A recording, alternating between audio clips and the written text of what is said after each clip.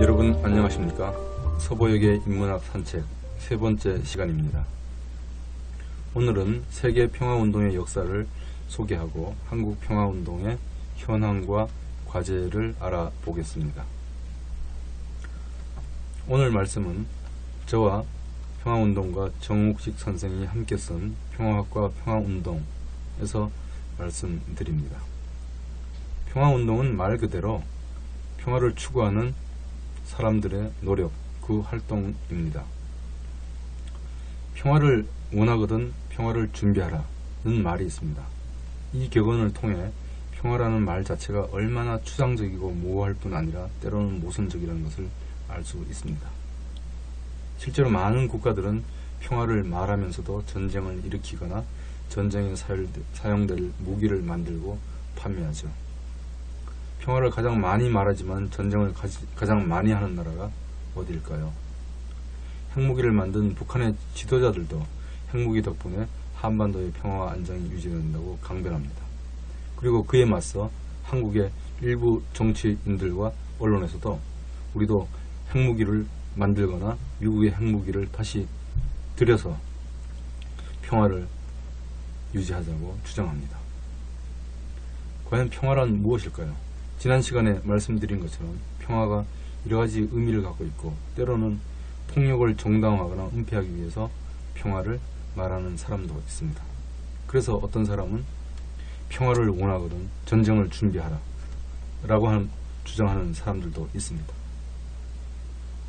그러나 평화운동은 평화를 원하거든 전쟁을 준비하는 것이 아니라 말 그대로 평화를 준비하라. 평화에는 길이 없다. 평화를 위해서 나가는 그 길이 평화다 라고 주장합니다. 이러한 평화운동을 두고 순진하고 이상적이라고 비판하는 사람들도 있습니다. 하지만 사회운동은 현 상태보다 더 나은 상태를 지향하는 진보와 더 나은 상태를 원하는 사람들의 연대를 추구하고 있습니다. 평화운동도 마찬가지죠.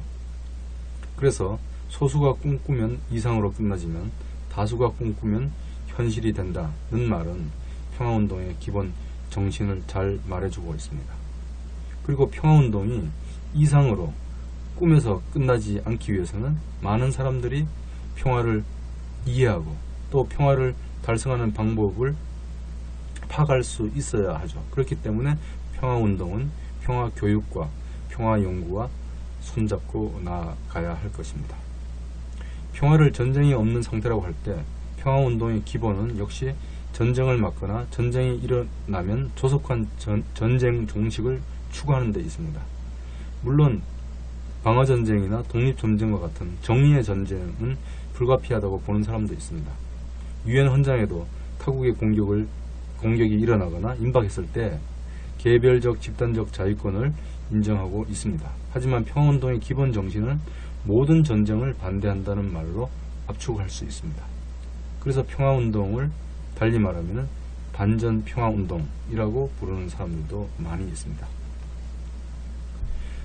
넓은 의미의 평화운동은 세 가지 인식에 기반을 두고 있습니다. 첫째, 평화의 가장 기본적인 가치를 생명 존중이라고 할 때 전쟁뿐만 아니라 빈곤, 환경 파괴, 차별 등도 생명을 위협하는 것이죠. 이 모든 생명 위협 현상에 반대하고 생명을 존중하는 노력을 첫 번째 평화운동의 인식 기반으로 꼽을 수 있겠습니다.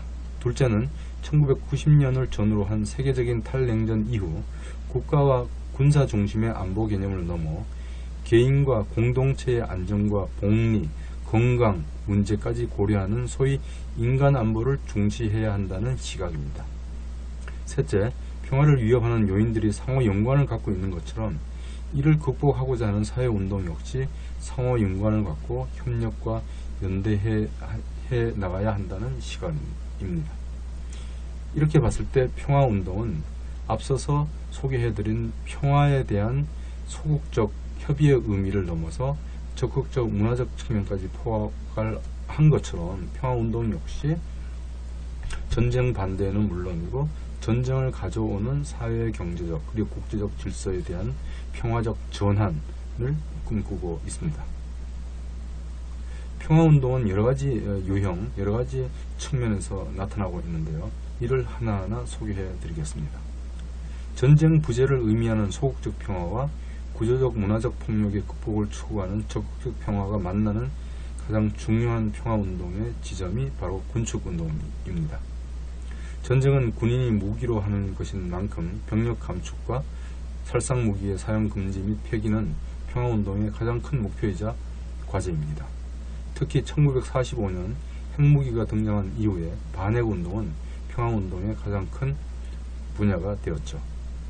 핵시대의 개막과 함께 반전 반핵이 평화운동의 핵심 슬로건이 된 것도 이런 사정에서 나온 것입니다. 그런데 군축운동은 반전운동의 의미를 담으면서도 그것을 넘어서고 있습니다. 군축은 적극적 평화 실현과 불가분의 관계에 있기 때문이죠. 군인과 무기가 늘어나면 군에 대한 문민 통제가 어려워지고 그리고 민주주의를 위협하는 핵심 요인이 되죠. 군비 증강은 군대 문화의 확산을 가져오고 어린이와 여성, 장애인 등 사회적 약자의 인권 침해로 이어질 수 있고 군사훈련이 잦아지고 그 규모가 커지면 해당 지역과 나라의 환경 파괴도 일어나죠. 그리고 무엇보다도 군비 증강은 경제 발전과 복지 향상에 필요한 소중한 자원의 왜곡, 낭비를 초래하게 되죠. 2015년 전 세계 군사비는 11조 3천억 달러에 달했는데 이 가운데 10%만 줄여도 세계의 빈곤 퇴치를 해결할 수 있다는 연구 결과도 나와 있습니다. 그만큼 군축운동이 평화운동의 핵심 과제이다는 이야기겠죠. 반전과 군축을 두 축으로 하는 평화운동의 핵심 주체는 민간입니다. 여기서 민간은 국가와 대칭되는 사회 구성원을 의미하는데 시민단체, 종교단체, 학생단체, 그리고 경우에 따라서는 기업도 들어올 수 있겠죠. 군산복합체는 빠지겠죠. 평화운동을 하는 사람을 평화운동가, 평화활동가라고 말하는데요. 평화운동가는 직업적으로 평화운동에 참여하는 사람들도 포함되지만 그렇지 않고 비상근, 반상근, 후원하는 형태로 평화운동에 참여할 수도 있겠습니다. 일례로 1983년 미국의 13살 소녀 사만다 스미스가 소련 공산당 서기장 당시 브레즈네프에게 핵전쟁에 반대한다는 편지를 보내 세계적인 소녀 평화운동가가 되기도 했습니다. 또 정치가, 문학가, 예술인, 연예인도 대중적인 스타들이 반전운동을 벌이는 경우도 많이 있습니다. 우리나라에서도 지난 2000년대 초 이라크 파병 반대운동 때 많은 문화예술인들이 참여를 했습니다. 평화운동은 민주주의 관점에서도 큰 의미를 지니고 있죠. 평화문제는 정책적으로 외교 국방문제와 긴밀히 관련되어 있는데 오랫동안 이들 영역은 국가가 책임져야 하고 국가만이 알고 결정해야 될 분야로 소위 고위정치, 하이 폴리틱스 영역이라고 불려왔습니다. 그러나 민주화 이후 또 민주화가 진전되면서 이런 외교, 안보, 국방, 통일 문제를 소수 관료나 전문가들만이 결정하는 것이 반드시 옳은 결과, 다시 말해서 평화나 민주주의를 가져오지 않을 수도 있다는 의문이 들었습니다. 전쟁이 1차 세계대전, 2차 세계대전, 전쟁이 결정되는 과정, 그리고 우리 현재 경상도에 지금 집중되어 있는 핵발전소가 만들어지고 지금 계속 진행되는 과정을 보면 이것은 전문가 비밀주의, 관료 비밀주의에 의한 것이라고 하는 지적이 요즘 일어나고 있는 것도 이와 무관치 않습니다. 그리고 사실 전쟁이 일어나면 군인보다도 민간인들이 더 많이 죽습니다. 최근에 9.11 테러 이후에 반테러 전쟁이라는 명분으로 많은 전쟁이 일어나고 있는데 그 과정 속에서 지금 시리아 내전이 아니죠. 시리아 사태에서도 보듯이 피해를 보고 있는 사람들은 무장한 병력보다도 민간인들이 훨씬 많습니다. 전쟁을 결정하거나 이러한 결정에 영향을 미치는 사람들은 소수의 권력자들, 그 측근의 관료들이 전부입니다. 평화운동은 또 인권의 측면에 볼 때도 중요한 의미를 지니죠. 전쟁과 분쟁은 인권의 침해 정도가 아니라 인권의 말살을 가져오기 십상입니다. 개인적 차원의 인권 침해는 물론이고 국가, 민족, 지역, 주민, 집단적 차원의 인권, 대규모 인권 침해를 가져오는 거죠. 그래서 유엔을 비롯해 많은 국제기구들과 인권단체들은 평화와 인권의 불가분성에 주목해 왔던 것입니다. 지난 시간에 말씀드렸던 평화권이 바로 그 개념입니다. 간단히 세계 평화운동의 역사를 말씀드리겠습니다. 평화운동이 언제부터 시작되었느냐? 정확히 문헌에는 나와 있지 않습니다. 인류 역사, 특히 농경사회의 출현, 소유권의 제도화가 시작되면서 아마 폭력이 일어나고 전쟁이 시작되었다고 볼 때, 그때부터 전쟁을 반대한다는 의미에서 평화운동이, 평화의식이 시작되었다고 볼 수 있겠습니다. 그리고 실제 전쟁에 그 나라 시민을 동원하려 할 때 그 전쟁 참여에 거부하고 집총을 거부하는 그런 평화운동도 일어났을 것입니다. 이것이 기원전에 일어났다는 문헌도 발견되었습니다. 그러나 조직화된 현대적 의미의 평화운동은 15, 16세기를 넘어서면서부터 일어나기 시작했습니다. 당시 영국, 네덜란드, 스위스 등에서 퀘이커, 메노나이트, 제세례파, 형제단 등 훗날 역사적 평화교회라고 불리는 기독교파와 여호와의 증인은 모든 형태의 폭력을 반대한다고 선언하고 병력과 전쟁세 납부를 거부했습니다. 이들은 앞서 말씀드린 용어에 따르면 절대적 평화주의자라고 할 수 있겠죠. 그리고 사실 로마 시대에도 군인이 되기를 거부한 기독교인들, 유대인들이 적지 않았습니다. 19세기 초에는 미국과 영국을 중심으로 대중적인 평화운동 단체가 생겨났습니다. 1843년 제1차 국제평화의회를 개최했는데 이 자리에서 국가 간 평화 문제 해결을 위해서 국제평화운동 단체의 결성을 결의했고요. 그리고 이후 미국의 시민전쟁과 크림반도에서의 전쟁을 거치면서 평화운동도 대중적이고 국제적인 위상을 확보하기 시작했습니다. 20세기, 19세기 말에서는 제국주의의 제3세계 민족 식민통치가 일어났고 2차 세계대전이 있었던 거죠. 그래서 민족해방운동과 2차 세계대전을 거치면서 많은 곳에서 특히 제3세계 지역과 1세계 지역에서 평화운동 그리고 평화운동을 이끄는 지도자들의 평화 사상이 여러 곳에서 일어났습니다. 인도의 간디는 비폭력 저항운동을 주도했습니다.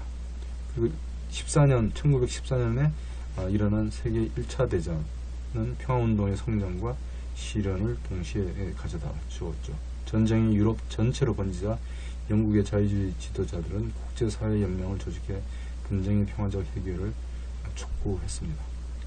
그러나 사회주의자들과 평화주의자들, 무정부주의자들이 반전평화운동을 전개했지만은 1차 세계대전이 일어나면서 국가주의에 휩싸이면서 많은 반전평화운동이 힘을 잃게 되었습니다. 1차 대전이 1000만 명에 달하는 어마어마한 사상자를 초래하자 이런 야만적인 전쟁이 두 번 다시 일어나지 말아야 한다는 각성이 또 그런 고통을, 희생을 당하고 난 이후에 미국과 유럽에서 일어났습니다. 오늘날까지도 국제 반전평화운동을 주도하는 국제연합 그리고 국제여성연맹이 이때 결성되었습니다. 2차 대전은 히틀러의 사망과 함께 미국이 일본의 히로시마 나가사키에 핵폭탄을 투하하면서 끝났죠. 그러나 이 미국의 핵폭탄 투하는 수십만 명의 사람을 죽게 하고 수백만 명의 피해자들을 만들어냈습니다. 그리고 이후 소련, 영국, 중국, 프랑스 등에서 핵무기를 개발하게 되면서 세계는 드디어 핵공멸, 핵전쟁 위험의 시대로 접어들게 되었습니다. 그래서 유럽, 미국에서 핵무장 도입 반대, 궁극적으로 핵무기 폐기를 촉구하는 평화운동이 활발하게 전개되었고 이것은 일본에서의 반핵 평화운동과 함께 전 세계적으로 확산되었습니다. 안녕하세요. 오창익입니다. 인권연대는 정부나 기업의 지원을 사양하고 오로지 시민의 참여로만 운영하는 100% 순도의 민간 인권단체입니다. 1999년 창립 이래 한눈 팔지 않고 오로지 인권운동에만 매진해 왔습니다. 인권연대 회원으로 참여해주세요. 인권연대 회원이 늘어나면 그만큼 인권연대 활동도 풍부해지고 활발해집니다. 인권연대 회원 가입은 인권연대 홈페이지를 참고해주세요. 감사합니다. 이러한 성장에 힘입어서 반핵운동은 평화운동의 핵심축으로 자리 잡았습니다. 그래서 80년대에 들어서서는 미국, 유럽, 일본 대도시에서 서로 같은 날 같은 시각에 반핵 평화 집회가 곳곳에서 일어나는 일이 벌어지기도 했습니다. 그러나 당시 미국의 레이건 정권, 소련의 브레즈네프 정권, 그리고 영국의 많은 정권들이 핵 무기 개발 경쟁을 중단하지 않았습니다. 민간 평화운동은 아니지만 또 세계 평화운동사에 주목할 만한 사례가 있었는데요. 그것은 바로 제3세계 국가들, 미국이 주도하는 1세계, 소련이 주도하는 2세계 국가에 참여하지 않는 식민 통치를 당했다가 독립한 제3세계 비동맹 국가 진영에서 일어난 반전 반핵 자주 중립 평화운동이 1960년대, 70년대 국제사회를 휩쓸었습니다. 인도, 중국, 이집트, 인도네시아 등이 여기에 적극적인 역할을 했습니다. 그리고 또 하나는 2차 세계대전 때부터 일어났지만은 아인슈타인 등을 위한 과학자들 그리고 러셀을 포함한 많은 문학가, 철학자들이 평화운동에 참여하기 시작했다는 것입니다. 20세기 평화운동의 가장 대표적인 사례는 무엇일까요? 평화운동에서는 베트남 전쟁 반대운동을 꼽는데 주저하지 않습니다. 그리고 21세기 들어서 세계 평화운동의 가장 큰 기여로 남을 만한 것은 현재까지는 이라크 전쟁, 정확히 말해서 미국의 이라크 침략 전쟁의 반대 운동입니다. 이와 같이 세계 곳곳에서 다양한 형태로 반전, 평화, 군축 운동이 일어났습니다만은 한반도 상황을 생각할 때 여전히 평화운동은 앞으로 가야 될 일이 적지 않습니다. 이라크 침략 전쟁 이후에도 세계의 평화운동은 다양한 방면으로 전개되고 있습니다. 여기에는 이라크 전쟁에 조속한 종식, 미국과 이스라엘의 이란 폭격 움직임 반대, 이란 핵 문제의 평화적 해결, 리비아, 시리아 내전에 대한 서방 국가들의 군사적 개입 반대, 미국 주도의 미사일 방어망 구축 반대, 핵무기 없는 세계의 조속한 실현, 군사비 축소를 통한 세계 빈곤 퇴치 및 기후변화 대응 예산 마련 등 많은 평화운동의 과제가 평화운동 앞에 기다리고 있습니다. 그러면 평화운동의 방식은 어떻게 전개되느냐? 평화운동은 평화로운 방식으로, 이 한마디 슬로건이 평화운동의 방식과 그 특징을 잘 드러내주고 있습니다. 그러나 때로는 평화운동은 정부나 국가 권력, 법 질서에서 보면은 불법 폭력으로 보일 수도 있습니다. 저항과 준법 사이의 긴장은 모든 사회운동이 안고 있는 현실적인 딜레마입니다. 합법적인 방식으로만은 저항을 통한 의사표현과 목적 달성이 제대로 이루어지지 않는 경우가 많기 때문이죠. 대표적인 사례가 양심에 따른 병력 거부입니다. 그러나 이들은 물리적 폭력을 쓰지 않고 자기 양심에 따라서 폭력을 제도화하고 합법화하는 이병, 집총을 거부하고 대신 국가가 만들어 놓은 형벌 제도에 일정한 기간 묶여 있는 것입니다. 이를 통해서 그들은 병력이 그리고 집총이 그리고 궁극적으로 국가 폭력이 인류의 평화에 반대하는 오래된 역사적인 제도다라고 침묵으로 그리고 비폭력으로 저항하고 있는 것입니다. 평화운동가들은 저항의 과정에서 위법의 소지가 있더라도 철저하게 평화적 방식을 고수하려고 합니다. 그 과정 속에서 재정적, 육체적 피해가 일어날 수도 있습니다. 대부분의 사회운동이 그렇듯이 평화운동 역시 믿고 의지할 곳은 민중의 힘, 피플 파워입니다. 권력자와 대비되는 개념인 이 민중의 힘은 평화운동의 주체이자 가장 주요한 대상이 누구이냐라고 하는 것을 잘 보여주고 있습니다. 평화운동에서는 반전 평화 여론을 형성하고 그리고 평화 교육을 확대하기 위해서 다양한 활동을 벌이고 있습니다. 아카데미, 세미나, 1인 시위, 유인물 배포, 언론기고, 인터넷과 SNS 활용 등 다양한 방식으로 진행되고 있습니다. 이 가운데 최근에 주목할 방법이 단연 인터넷과 SNS입니다. 과거 정부에서 정보를 독식하면서 선과 악, 전쟁과 평화를 해석하던 시대는 인터넷의 대중화와 함께 종말을 보였습니다. 일반 시민들이 인터넷을 통해 정보 접근이 용이해졌고 SNS 이용을 통해서 보듯이 쌍방향으로 그리고 자유로운 의사표현을 통해서 우리 평화운동의 대의를 알리고 평화운동의 대중의 참여를 이끌어내려고 노력하고 있습니다. 지금 제가 하고 있는 이 방송도 그런 의미가 있는지도 모르겠습니다. 정책 결정의 주체인 정부와 입법권, 예산권을 갖고 있는 국회도 평화운동의 주요 대상입니다. 평화운동, 다시 말해서 모든 사회운동은 그 운동의 목적이 있고 그 운동의 주체 또는 동력이 있고 운동의 대상이 있고 그 운동의 방법, 다시 말해서 전략, 전술이 있는 것입니다. 평화운동의 주된 대상은 당연히 국가 권력이죠. 국가 권력이 전쟁을 결정하고 무기를 생산하고 그것을 정당화하기 때문이죠. 평화활동가들이 정부 정책을 비판하면서 많이 듣는 말이 그럼 대안이 뭐냐는 것입니다. 이에 따라 평화운동은 정책 대안 제시를 대단히 중시하고 있습니다. 평화단체 자체로 정책 대안을 만들기도 하고 전문가들과 함께 이 작업을 수행하기도 합니다. 대중문화도 평화운동에 크게 기여해왔죠. 예를 들어서 비틀즈 멤버인 존 레논은 이메이진, 평화에게 기회를 등과 같은 노래를 불러서 전세계 많은 이들의 평화 감수성을 일깨웠고 최근 들어서는 우리 사회에서도 평화운동에 동참하는 문화예술인들이 늘어가고 있습니다.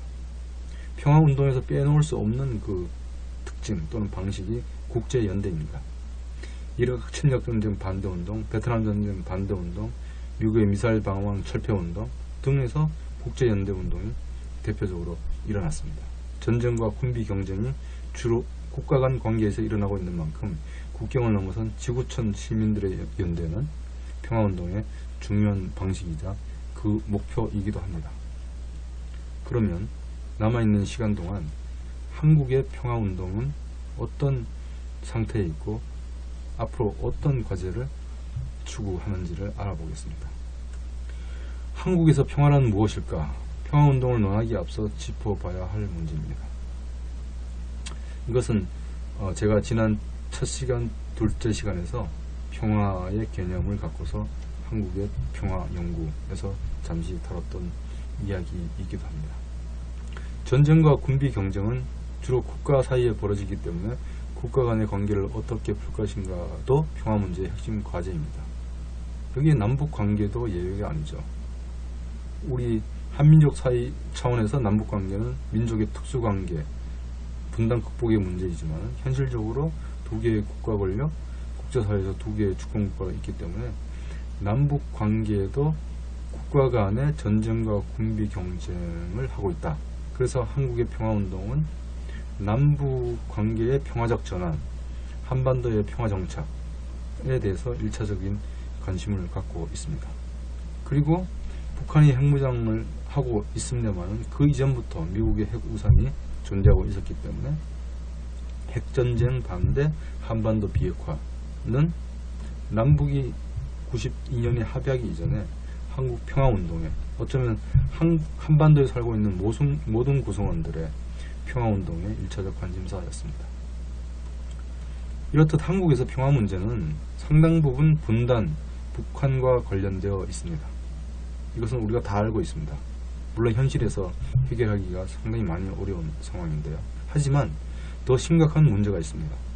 북한의 위협을 이유로 국내의 반평화적이고 인권 침해적인 상황을 정당화하려는 것입니다. 유엔은 물론 미국 정부조차 개정이나 폐지를 권고하고 있는 국가보안법이 여전히 있고, 그리고 특히 이명박 박근혜 정부 들어서서 오히려 정부이라고 하는 말이 많이 늘어나면서 이를 빌미로 해서 정치적 탄압을 하거나 개인의 의사 표현의 자유를 억압하는 경우가 많이 늘어나고 있습니다. 그리고 양심적 병역 거부를 포함한 대체 복무제 도입이 아직까지 이루어지지 않고 있습니다. 그래서 매년 700명 안팎의 청년들이 감옥으로 가고 있습니다. 그리고 정부의 강경한 대북 정책, 그리고 남북 간의 상호 전쟁을 불사하는 많은 유형한 언동들에 대한 평화주의적 비판의 목소리를 종북이니 친북이니 하면서 색깔론의 딱지를 붙이면서 정치적 활동, 의사를 탄압하고 있는 경우도 있습니다. 이때는 평화 문제가 사실은 인권을 탄압하는 하나의 명분이 되는 것이죠. 국가가 위기 상황인데 국가안보 문제에 있어서 여야가 따로 있을 수 없고 국민의 다른 의견이 있을 수 없다라고 하는 민주화 시대에 역행하는 권위주의적인 언사들이 국가 권력으로부터 많이 나오고 있습니다. 이를 또 언론이 무비판적으로 국민들한테 전달하고 있습니다. 사실 한국은 군사비 지출이 세계 10위권에 달해 있습니다. 북한과의 군사비가 수십 배 차이가 있고 이런 상황이 수십 년 지속되고 있습니다. 그럼에도 불구하고 우리는 계속 군사비에 많은 돈을 투자하고 있고 경제 성장력 하락, 그리고 성장 잠재력 하락, 청년들의 사회 진출이 어려움을 겪고 있는 와중에서 역시 군비 경쟁이 일어나고 있고 거기에 더 많은 돈이 투입되고 있습니다. 이것이 한국 평화운동의 과제입니다. 분단과 그리고 안보 문제에 있어서의 정책 결정의 자주성의 한계 등을 고려할 때 한국 평화운동에서 한미 동맹 관계는 빠뜨릴 수 없는 관심사입니다. 미국은 세계에서 전쟁을 가장 많이 하는 나라이고 이러다 보니 한국은 미국의 베트남 침공 그리고 이라크 침공에서도 한국의 파병을 요구했고 한국은 어쩔 수 없이 따라간 적이 있습니다. 한반도 평화 문제와 빼놓을 수 없는 것이 바로 한미 동맹 관계에 직결되는 한미 합동 군사 훈련입니다. 매년 이른 봄에는 키 리졸브 독수리 훈련을, 늦 여름에는 을지 프리덤 가디언 훈련을 실시하면서 이제는 북한의 최고 지도자의 목을 참수하는 훈련까지 하고 있다고 공공연히 밝히고 있고 여기에 또 북한이 얼음장을 놓고 있으면서 한반도는 지금 지난 10여 년 가까이 매우 위험한 상태를 벗어나고 있지 못합니다. 한반도 한국의 평화운동은 이런 문제들을 다루고 있습니다. 분단 정면 체제를 평화체제로 바꾸고 평화적 통일을 실현하는 운동이 여기에도 포함이 됩니다. 이렇게 본다면 북한에 대한 인도적 지원 그리고 북방 한계선을 둘러싼 갈등의 평화적 해결, 반북 단체들의 대북 비난, 삐라 살포 중지, 대인질의 제거, 이산가족 상봉, 금강산 관광 재개운동 등도 모두 평화운동에 포함되고 있습니다. 한미관계를 재정립해야 한다는 목소리도 높습니다. 주한미군 주둔군 지휘협정을 개정해 환경오염, 미군 범죄 해결에 보다 적극적으로 나서야 하고 한국이 미국에게도 요구하는 방위 분담도 줄여야 한다는 목소리도 높아지고 있습니다. 한미 군사훈련을 반대하거나 군사훈련 중단을 북한의 핵실험 중단과 연계해서 남북관계 한반도 상태를 평화로운 상태로 전환해야 된다는 목소리도 높아지고 있습니다. 파병 반대 운동 역시 한국 평화운동의 중요한 과제로 계속 남아 있습니다. 이 밖에도 평화운동이 다루고 있는 문제들은 많이 있습니다. 특정 문제를 전문적으로 다루기도 하고 여론화해서 대중들과 함께 접근해 나가는 노력도 있습니다. 또한 중체된 문제에 대해서는 많은 단체들이 함께 힘을 모으기도 하고 있죠. 단체뿐만 아니라 개인적으로 평화운동에 동참하는 사람들도 많이 있습니다. 이렇듯 한국의 평화운동은 어려운 조건과 환경 속에서도 평화를 만들겠다는 신념으로 뚜벅뚜벅 걸어가고 있습니다. 그래서 저는 이 책에서 평화 연구와 평화 운동은 일촌지간이다, 이렇게 결론을 내리고 있습니다. 평화 연구, 평화 운동은 평화학자와 평화 운동가들만 하는 것이 아닙니다. 평화를 염원하고 평화를 통해서 행복하고 지속 가능한 평화 공동체를 기대하는 모든 시민들이 함께 참여하는 이 일이 평화 연구이자 평화 운동입니다. 여러분의 많은 관심을 기대하겠습니다. 이것으로서 서보역의 인문학 3책 세 번째 시간을 마치겠습니다. 경청해 주셔서 감사합니다. 안녕하세요. 장발장은행의 대표를 맡고 있는 홍세화입니다. 200만원, 300만원 벌금을 내지 못해 감옥에 갇히는 분이 매년 4만 명이 넘습니다. 장발장은행은 이분들에게 무이자 무담보로 대출을 해주고 있습니다. 장발장은행을 후원해 주시기 바랍니다. 실로 모든 게 엉망으로 치닫는 듯한 세상입니다마는 스스로 아름다워지는 데에 경연쩍어하지 않기를 바랍니다. 고맙습니다. 여러분 안녕하십니까? 서보역의 인문학 산책 세 번째 시간입니다. 오늘은 세계 평화운동의 역사를 소개하고 한국 평화운동의 현황과 과제를